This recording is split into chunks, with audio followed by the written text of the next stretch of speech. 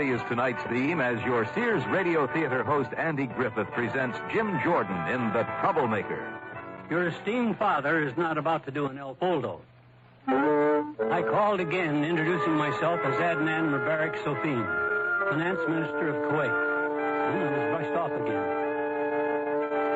I began to wonder how many finance ministers, presidents, or other assorted possible clients had ever called and been told to go stuff a cabbage. Made me very nervous about my investment. Our program will begin after this message from your local station. I'm lost and lonely. Remember when gas stations were closed on Sundays? When long lines drove you nuts?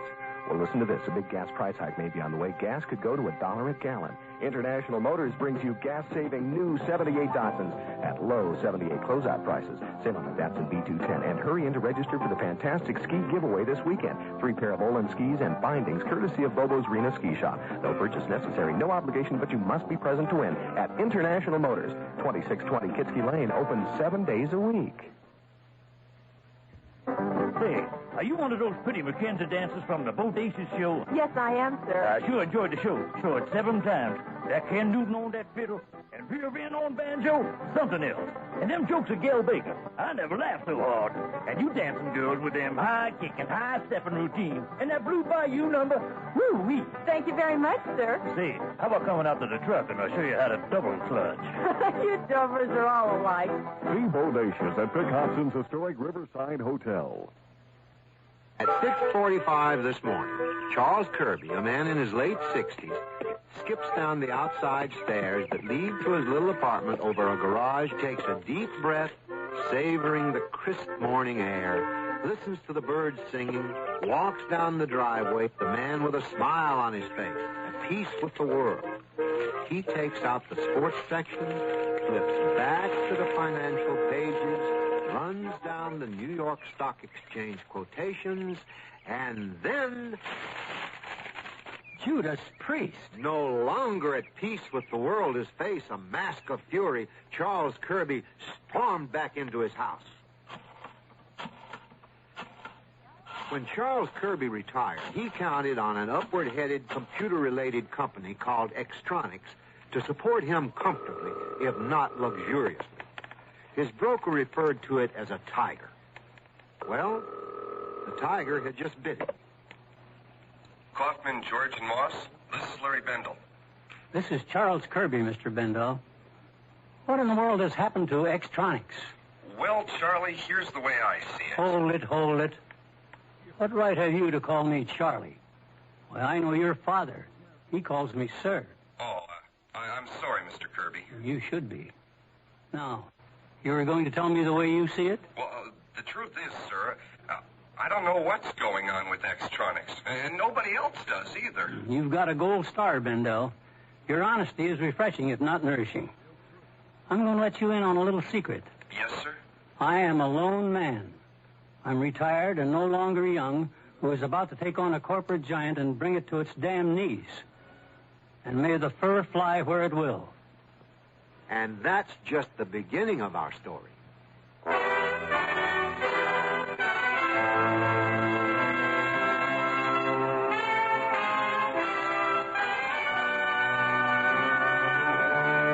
Sears Radio Theater, a new adventure in radio listening. Brought to you 5 nights a week by Sears Roebuck and Company. Sears, where America shops. Your hosts, Lorne Green. I'll bring you stories of the Old West and the New. Andy Griffith with a look at the funny side of life. Vincent Price with tales of mystery and suspense. Cicely Tyson with stories about love, hate, and related things. Richard Widmark. I'll bring you stories of pure adventure. 5 nights of exceptional entertainment every week. Brought to you in Elliott Lewis production of the Sears Radio Theater.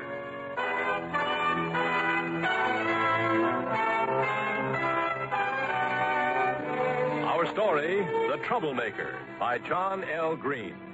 Our star, Jim Jordan. When I need advice, I go to my mom. Why not? It's free. Now that I'm married and moving into a new house, I want all the advice I can get. So when Mom says shop Sears, I listen. You should. Sears is a great help on those big items you'll need for your new home. Major appliances like washers, dryers, and refrigerators. They'll deliver, install, and service. I always depend on Sears. You should, too. Sears, where America shops. Can't believe you owe the IRS that much? Well, when things just don't add up, you can count on a Sears desk calculator to help you add up what you don't owe. Add, subtract, multiply, and divide, then read the figures 2 different ways. 12-digit display or tape printout. There's a 2-memory system that helps ease multi-step problems. Plus, its many extras make it a great time saver. Sears 2-memory desk calculator now cut $25, just $99.99 through March 10th at most Sears retail stores. Prices and dates may vary in Alaska and Hawaii. Light it, clean it, and love it during Sears Home Center sale. With lighting buys that shine. Save $10 on 4 chandeliers with colonial, transitional, or country mood. Your choice, $29.99 each. And save over 20% on a 15-pound box of Sears laundry detergent. It removes more soil than the nation's leading detergent. So light it, clean it, and love it during Sears Home Center sale till February 24th at most Sears retail stores. Prices and dates may vary in Alaska and Hawaii. From Sears, passion that then builds the storm. Salutes the sunshine. Step out, military flair. These double-breasted trench coats get down to details. Choose olive green or khaki tan Dacron polyester and cotton, sizes 8 to 18. Another fashion winner, the new quilt trim sheared shoulder coat with self-belt.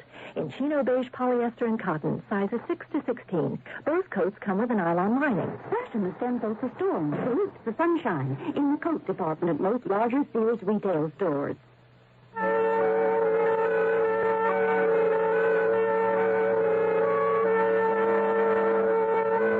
Andy Griffith, let me ask you a question. If you were a man facing this big financial crisis, if you were in urgent need of economic advice, the sort you just don't run into any old place, where would you go? What's that? The barber shop, you say? Exactly right. Mario, I come to you because you're my barber, and you claim to know almost everything.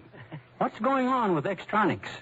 Yeah, I dumped that because I didn't know what was going on either.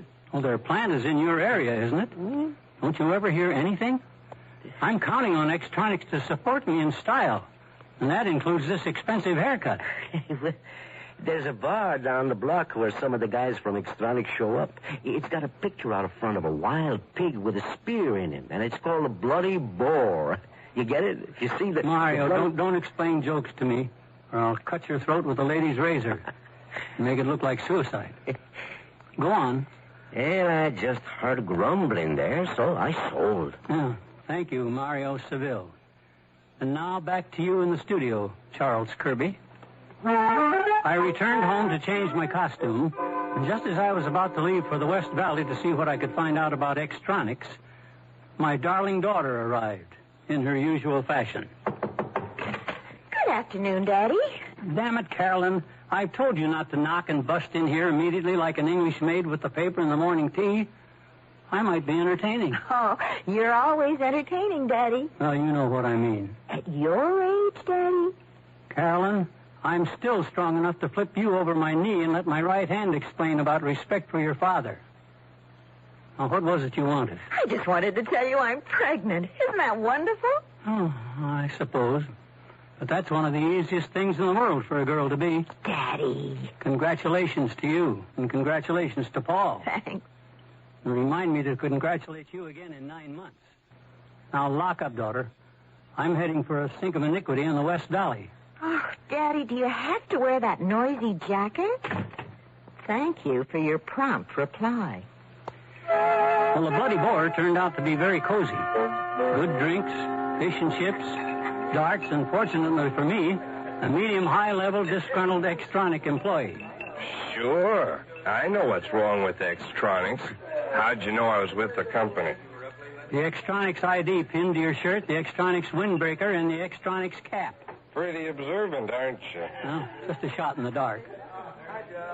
Now about Extronics. Sorry, but I couldn't talk about the company to a stranger. I see. Miss, bring another for my friend here. No, a double bourbon and ginger. You know, somehow you don't look so strange anymore. Except for that weird jacket. I stole it off a horse at Santa Anita. Well, what is wrong with Extronics? Actually, nothing's wrong. Oh? Except we've got 3 vice president, or whatever they are, who blame each other for everything that goes wrong. And who are these geniuses? Listen, Mr. Horace Blanket. Hinkle, Evans, and France are absolutely indispensable. Necessary. We need them. Now, this Hinkle. A sweetheart, a wonderful guy. And what a sense of humor. You should see the insulting memos he sends off from Hinkle to Evans and France. Oh, does have a ring to it. He does them right after he comes back from lunch. Shows them to us, waits a couple hours, then sends them off. Hold it. Why does he wait a couple of hours? So when Evans and France come screaming in, he's on his way home. Funny. Hilarious. You aren't laughing. Oh, I've got stock in Extronics, so it hurts me when I laugh. Yeah, now, the guys in France's department have no responsibility. They have nothing to do, because old Fredo France decides on everything when he decides. It took him 3 days to decide what kind of paper clips we should use. But they are the greatest paper clips. Oh, excuse me. Oh, what's the matter? I think I just swallowed a cannonball. Well, what about Evans? He's really bright, and does he ever know it? His problem is he can't get along with human beings. That cuts out a lot of people. And does the chairman of the board approve of these kiddie games? How would he know? He's out peddling the product. Oh. Now that I'd found out why my life savings were being fiddled away, I had to pass the information on where to reduce them good. So I called Extronics. Martha Wilkerson speaking. Is this the office of the chairman of the board? Yes, of course. Well, my name is Charles Kirby. I'd like to speak to Mr. Fisk. So would a great many people. In regard to what, Mr. Kirby? Well, I prefer to explain that to Mr. Fisk. It's a matter of some urgency. Mr. Kirby, what may seem a matter of some urgency to you may be of total insignificance to Mr. Fisk. I suggest you explain this urgency in a letter, and I'll see that it comes to his attention. Thank you for calling. I'd love to kill that lady, and I just might do that. So,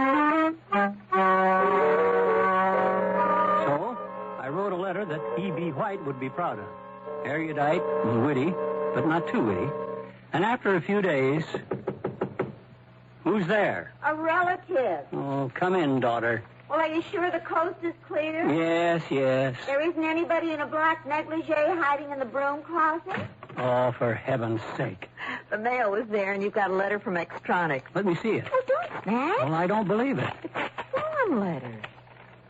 Thank you for your letter. Extronics is sorry it cannot answer all communications in a personal way, but rising wage costs, company mismanagement, and rude employees preclude that. Oh, you're making that up. Oh, so I am. In a personal way, but your letter has been filed appropriately. They shredded me. Meanwhile, we thank you for your interest in Extronics. Most sincerely, scribbled initials. Well, you can't win them all. Why not? It's just an expression. I never use it. Your esteemed father is not about to do an El Foldo. I called again, introducing myself as Adnan Mubarak Sofin, Finance Minister of Kuwait. He was brushed off again. I began to wonder how many finance ministers, presidents, or other assorted possible clients had ever called and been told to go stuff a cabbage. Made me very nervous about my investment, and I decided to take more direct action. Dad, Paul says that he thinks he can... What are you doing? You first. Paul has a friend whose uncle goes to the same barber as Mr. Fisk. And maybe when the uncle gets back from trout fishing in New Zealand...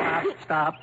Time is of the essence. Well, what are you doing? I'm going to crate myself and get delivered to Harrison Fisk's estate. I don't believe it. Not even standing here looking at the crate?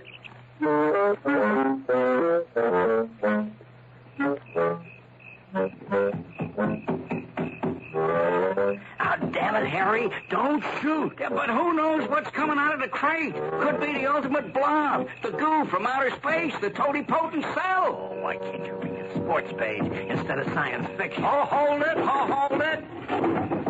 Okay, mister. Don't make any funny moves. Where am I? And who are you? You're in the outer drive of the Fisk home, and we're the Estate Patrol Bomb Squad. I was supposed to be taken inside the gates. Where's Harrison Fisk? When this crate showed up, he and his wife lit out for the Blackwell Hotel. Shall we re-crate you and send you back? Daddy. Oh, Daddy, they haven't arrested you, have they? No, and they're not going to. Too many papers to fill out. I think we'd better take this man in. Okay, but you fill out the papers. Sir, consider yourself a free man. Oh, come on, Daddy. I'll take you home. By way of the Blackwell Hotel. Oh, Base 1, this is Mobile 16. Alert the Blackwell Hotel that an unwelcome man will be trying to contact Mr. Fisk. He is a male Caucasian, about 75. 67. Works every time. 67, white hair, wearing a sport jacket you wouldn't believe. Sort of a two-button rainbow. Take me home, Carolyn. I've got to institute Operation Squeaking Wheel. And what is that going to be? Harrison Fisk is going to think God has declared Practical Joke Week exclusively on him.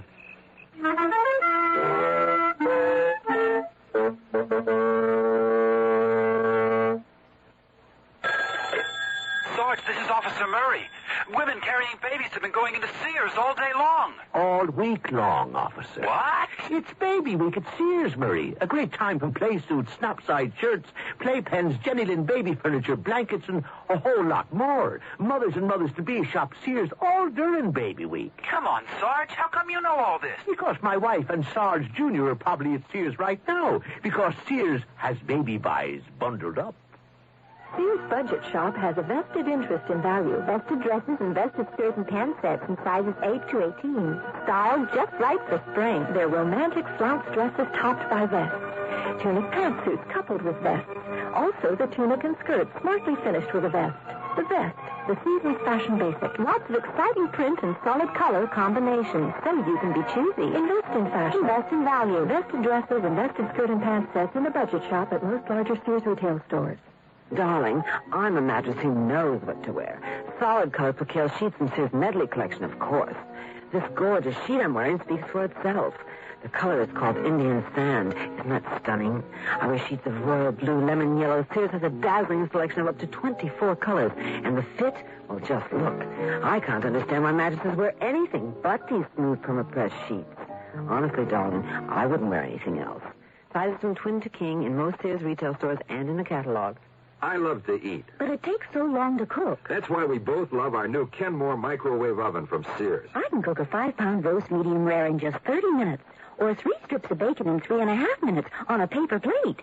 Bake 2 potatoes in 8 minutes and cook vegetables faster than boiling them in water. That means less time in the kitchen. And more with you. Fast, clean, cool cooking with Sears Kenmore microwave ovens, all with automatic defrost. Choose the right model for your kitchen from the many styles available at most Sears retail stores. It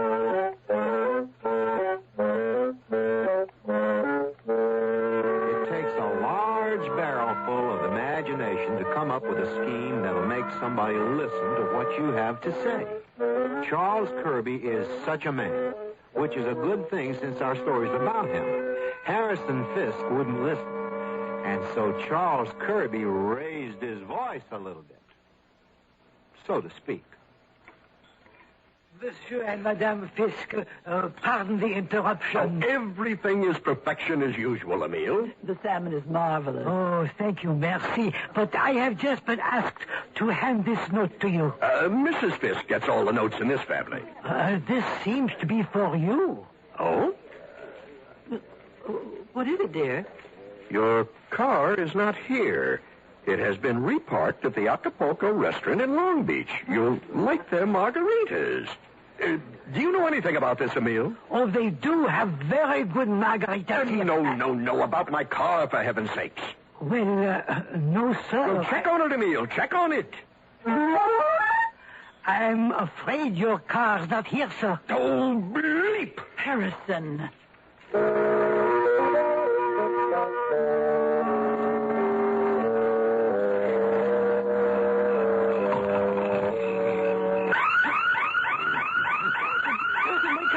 I am awake. How could I be sleeping? It's the burglar alarm. Yeah, I know. Something about it. Go down and ask the burglars to leave. I'm waiting for the estate patrol. And that's how you turn it off, Mr. Fisk. Of course, there might have been a burglar. But there wasn't? Well, just this note on the front door. Oh, thank you. Your alarm system has been tested by Slicky Boys of Busan Incorporated and has passed. If any of this distresses you, please call this number.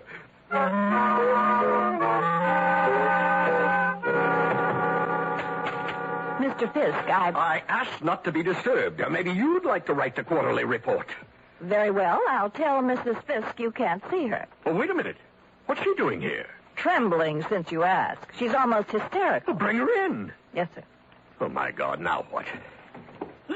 Oh, Harrison. Well, Margaret, sit down. I can't sit down. My knees are clenched. What happened? Everything. That's what's happened. Party Rents wants to deliver 100 folding chairs, an electric hospital bed, and a portable toilet. There are tree surgeons who want to give us estimates for taking down all the eucalyptus trees. And there's a man with a bulldozer who thinks we want him to knock down the front gate. There's a man who wants to clear the hillside of brush. He looks like Pancho Villa, and he's got a whole army of mercenaries with machetes.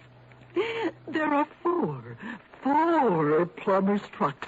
And when I sneaked out the back way and drove off in Isoroku's pickup, the third howdy neighbor was just driving up. I've had it, Harrison. I've had it up to here, or maybe even up to here.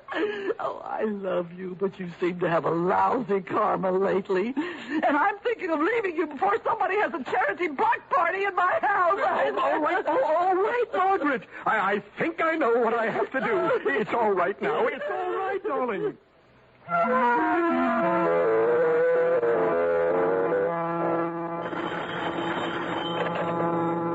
Hello?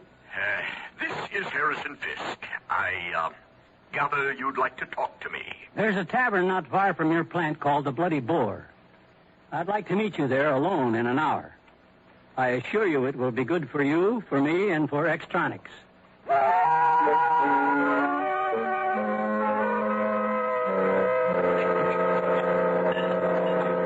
Charles Kirby? Sit down, Mr. Fisk. Thank you. I consider the way you forced me to come here completely reprehensible. I'm sorry you forced me to be reprehensible. I realize you're a busy man, Mr. Fisk. You're inaccessible. I phoned, and I wrote this very nice letter on my best stationery. This is a carbon. Erudite? Witty, but not too witty. Exactly. In answer, I received this form letter. Oh, I begin to sense the source of your animosity. I'd like to shove it down the throat of that snide secretary of yours out there. Now, the reason for all this is that I put most of my retirement money into Extronics. And now I see my semi-comfortable life threatened.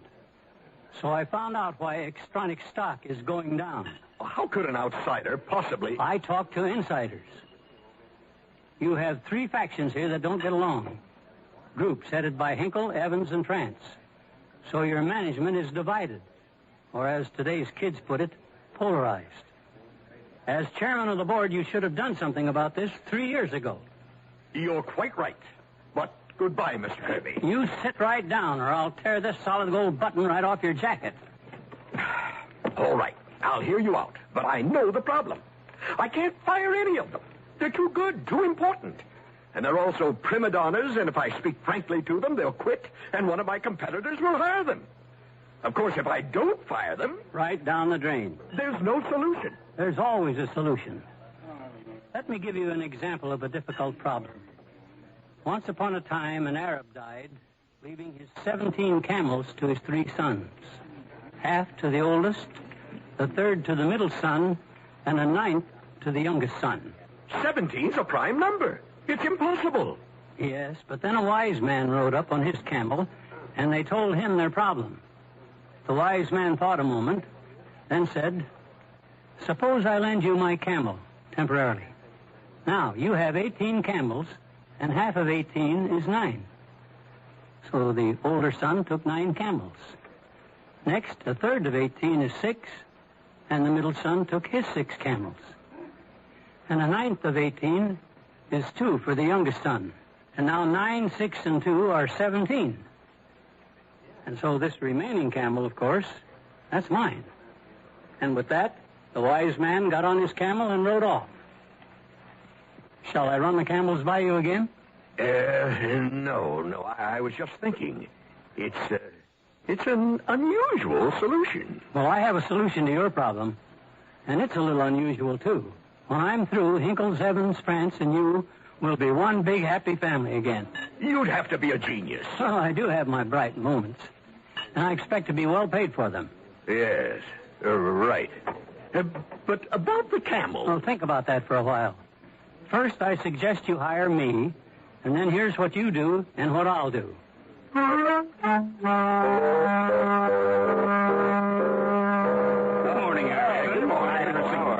Gentlemen, I want you to meet Kirby Charleston, Mr. Hinkle, Mr. Evans, and Mr. Pratt. How do you do, sir? I'll be brief, gentlemen. Benton, Rogers, and Gravette, as well as Matrix Development, are concerned about the way things are going at Extronics, and they should be.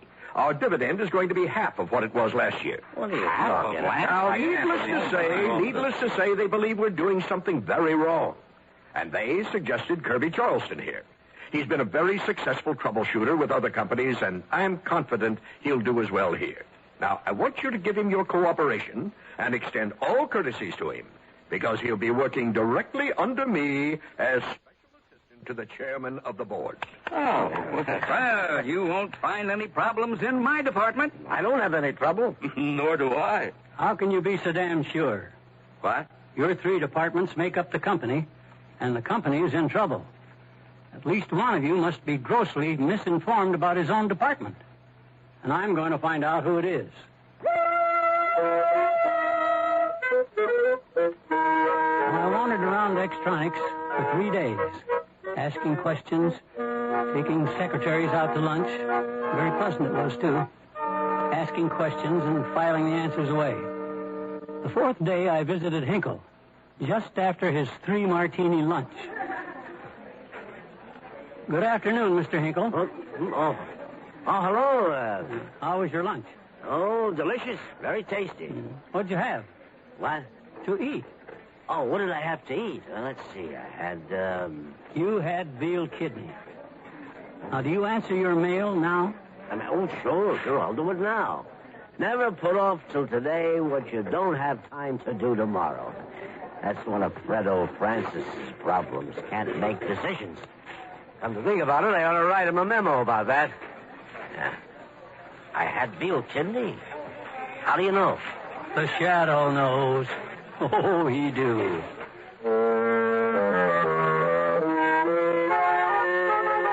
The Hinkle situation was just as I had heard it at the bloody board.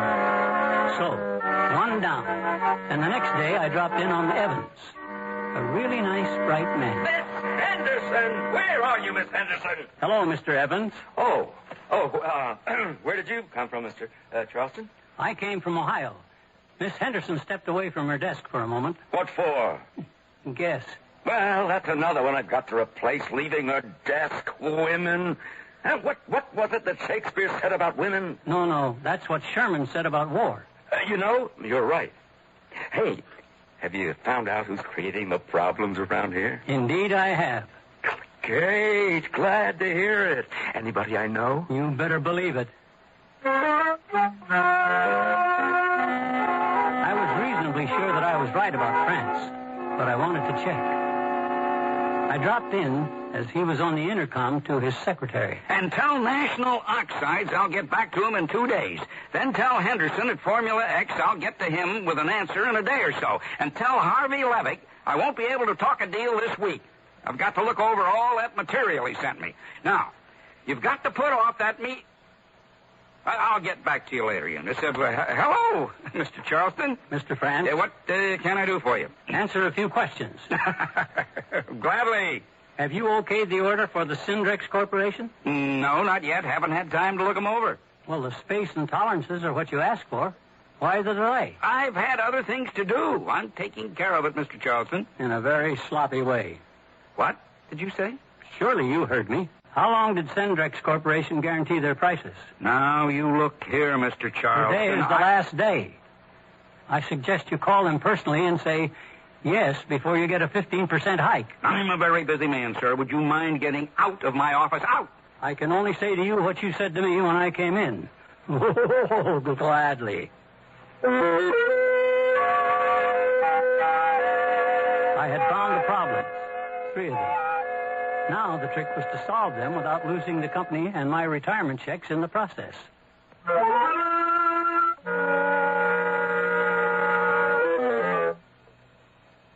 Sears Radio Theater will return after this message from your local station. Who would be the skier you most admired in your 2004 years? That would probably be the Colonel. The Colonel? Mm-hmm. That wouldn't... He's an extra crispy little guy, little beard. He is a skier? Fearless skier, as a matter of fact. Oh. If anybody ever calls him a chicken, you know... I get the picture.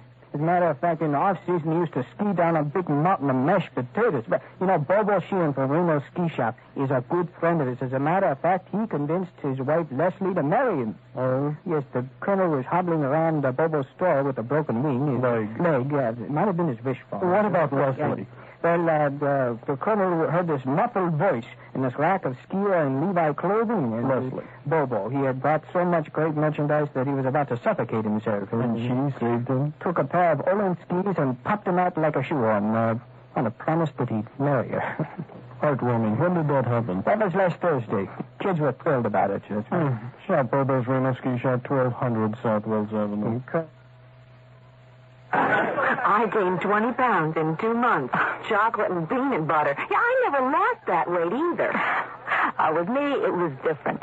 I was climbing the walls, yelling at the kids. I just couldn't live with myself. Neither could Dan, could he? No, not really.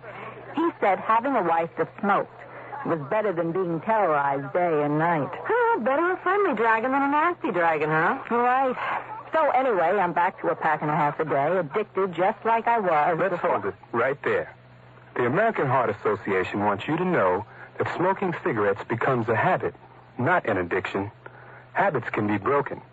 Smoking is a matter of choice, not destiny. We can help you quit. You don't have to gain weight or climb the walls. Contact your American Heart Association for a free booklet that explains how to break your cigarette habit step by step.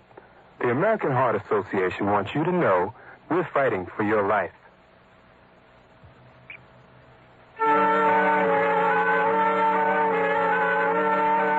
This is Andy Griffith again with the concluding act of The Troublemaker.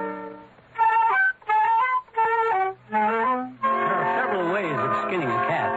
At that particular moment, none of them had to be used because only a worried Mr. Fisk was involved. He stopped me in the corridor between offices.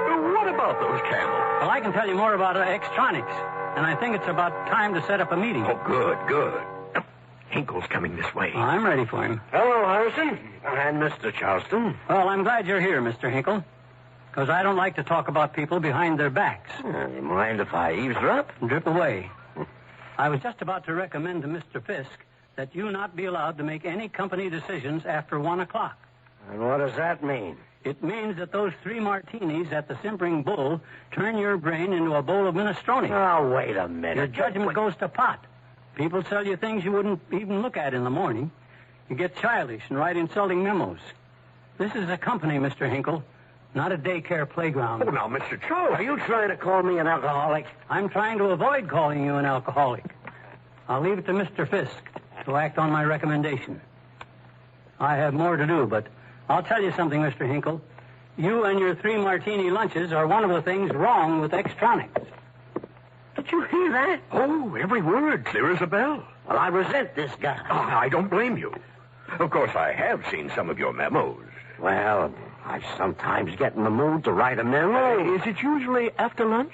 No, I don't think so at all. Not really. Well, if there's nothing to it, don't let it bother you. I won't. But, well, he practically called me an alcoholic. I hope that was a psychic slip. Yes, it must have been. I haven't had lunch yet. I mean, I haven't.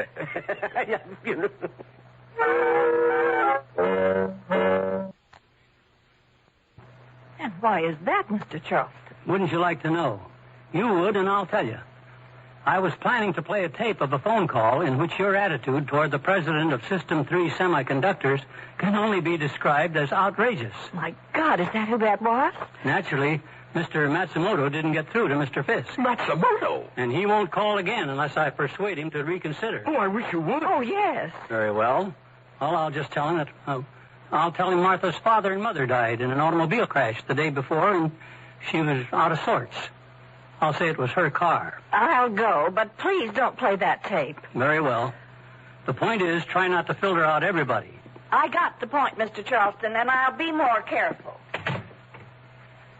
Now, I have already recommended to Mr. Fisk that Mr. Hinkle not be allowed to make business decisions or write memos after his 3-martini lunch. The whole thing is ridiculous. I'll miss those memos. It seems to me that's pretty strong, but... Mr. Fisk has not taken the recommendation yet. It's an easy solution, which is more than I can say for the problem with Mr. France here. What problem? Mr. France, you've got to do something about that enormous ego of yours. Ego? I? Mr. Charleston, I am the humblest of men. Yes, I know. You're the tops in humility. And considering yourself humble is just another form of arrogance. I consider that pretty insulting. Well, since we're paying for it, I think we ought to hear him out. Well, what's that got to do with my department in electronics? I'll get immediately to the point. You and your ego think you're the only ones who can pass on everything. You may be the best to decide, but anybody can order special paper clips. And meanwhile, your desk becomes a hiatal hernia obstructing the passage of vital paperwork, information, and decisions. Maybe you don't realize that he often works all night for Extronics. I know. Doing things he should delegate to other people. And then he's tired all the next day. But it's interesting you should come to his defense, Mr. Evans. Why not? I don't like the way you're handling this whole thing. You're going to like it less. I'm surprised you back up, Mr. France, when you're the most inconsiderate of the people who work for you. You ride roughshod over your assistants like a Hungarian nobleman. Now, hold it. No. What about Annabelle Potkin? You drove her out of Extronics, and now she's with Rockworth, when she's needed here. Have you found a replacement yet? How would you like to step outside? Now, take it easy, Eddie. I suppose you think that would prove Extronics didn't need her. Don't you have the slightest feeling for your fellow human beings? Can't you be satisfied being a minor god? You'd get cooperation you wouldn't believe. I'm not going to take this. Wait for me, Eddie. And you wouldn't have to break in a new secretary every week. I'm coming too. Think about what I said, Sorehead. I'm just going to... Eddie, come on. Let's go. I just hope I haven't lost my 3 top men. So do I. Just remember, I have stock in Extronics, too. What would you have done if Evans really tangled with you? I would have beaten the hell out of him. The 3 department heads caucused in the executive restroom.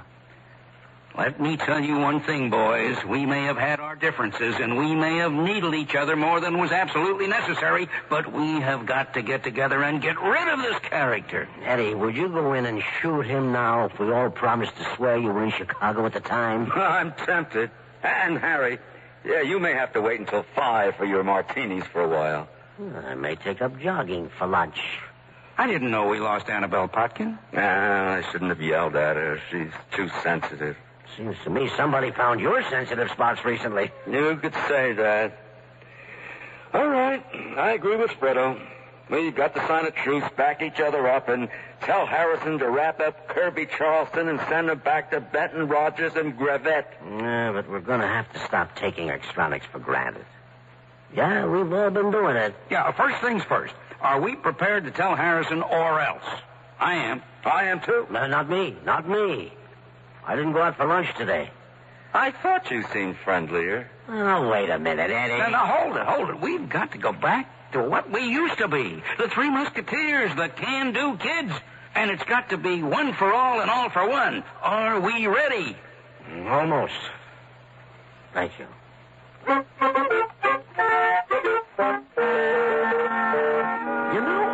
About those camels.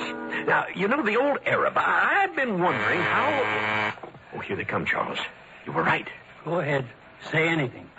And furthermore, these are the men who made Extronics what it is. Oh, gentlemen, I'm glad you're here. I was just about to tell Mr. Charleston that we were the team that made Extronics, and we aren't breaking it up on the basis of a fast psychological fix from some corporation medicine man. Now, wait a minute, Mr. Fisk. You agree? Believe me, Harrison, he's not a troubleshooter. He's a troublemaker. Oh, you can say that again. But everything I said was right.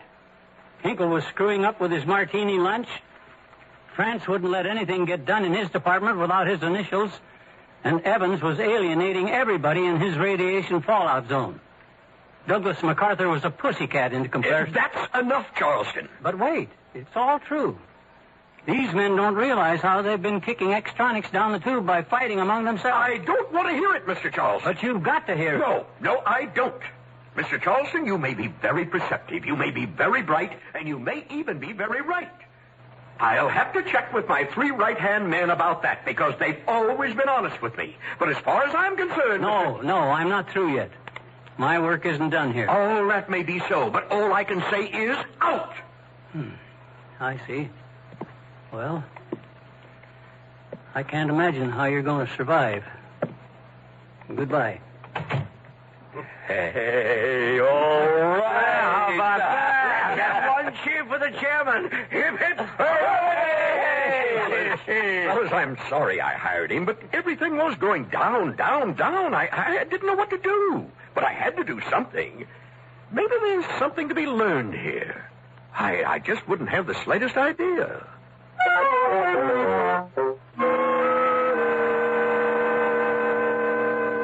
Well, Charles Kirby, a.k.a. Kirby Charleston, it was worth it. Retrieving my car from Long Beach and suffering with the burglar alarms and all the rest of it. I think you've got my management team straight now. Well, the idea was get them all to hate me instead of each other and then get them united in their hate. And you fire me. Well, they're happy, you're happy, and I'm happy. Oh, what could I say? You said the things to them that nobody could say without upsetting the relationships. Oh, boy, were you frank. I had to be. But they're going to remember. You burned a lot of your criticism right on their... minds? Well, yes. And that was quite a number you did on Martha Wilkerson. She had it coming. I guess so. I presume you were Mr. Matsumoto? Oh, yes, calling long distance from Honolulu. Now, about those camels. Well, a half, a third, and the ninth don't equal 1. So the Arab didn't give them all away. Oh. I like to think that I'm the floating camel that solved your problem. I have a check here for you, Charles. Thank you. I don't mind saying that while the squabbling was going on, I sold Extronics short and picked up a small bundle. But now... Yes? I am happy to say I'm bullish on Extronics. I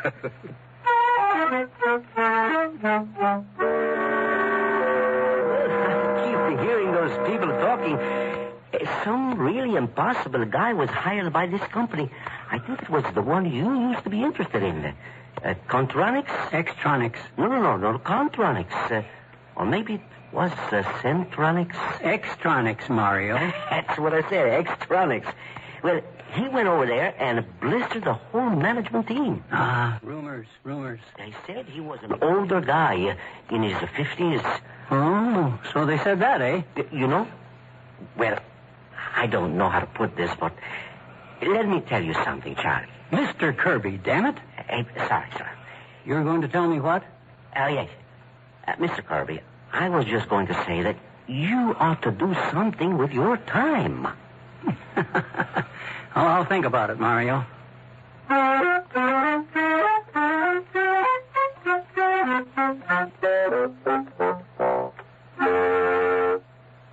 What would it cost to replace your car's muffler, including installation? Oh, I'd say about $50.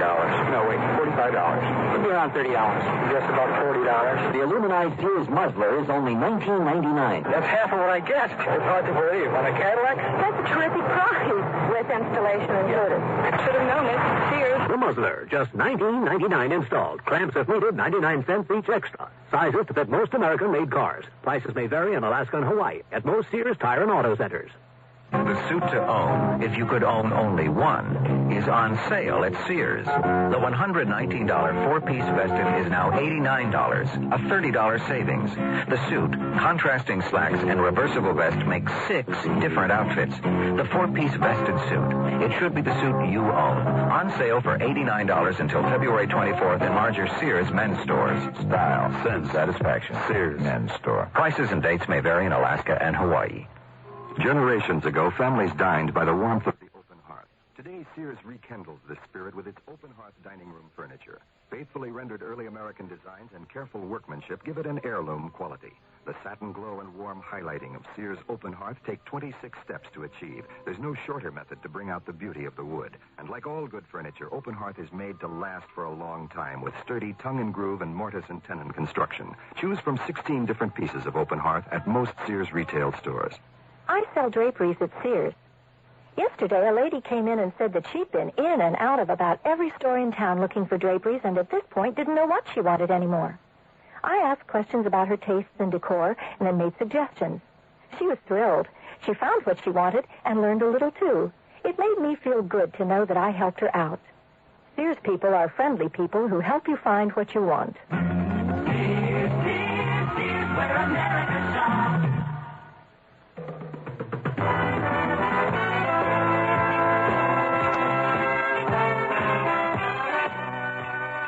You've been listening to Sears Radio Theater, brought to you 5 nights a week by Sears Roebuck and Company.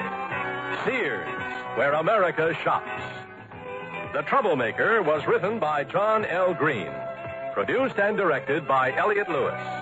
Your host was Andy Griffith. Our star was Jim Jordan. Also heard were Michael Gelman, Shirley Mitchell, Mary Jane Croft, Ralph Sedan, Elvia Allman, Frank Nelson, Sidney Miller, Herb Rudley, Herb Vigran, and Jerry Hausner. The music for Sears Radio Theater was composed and conducted by Nelson Riddle. Art Gilmore speaking. The Elliott Lewis production of Sears Radio Theater is a presentation of CBI.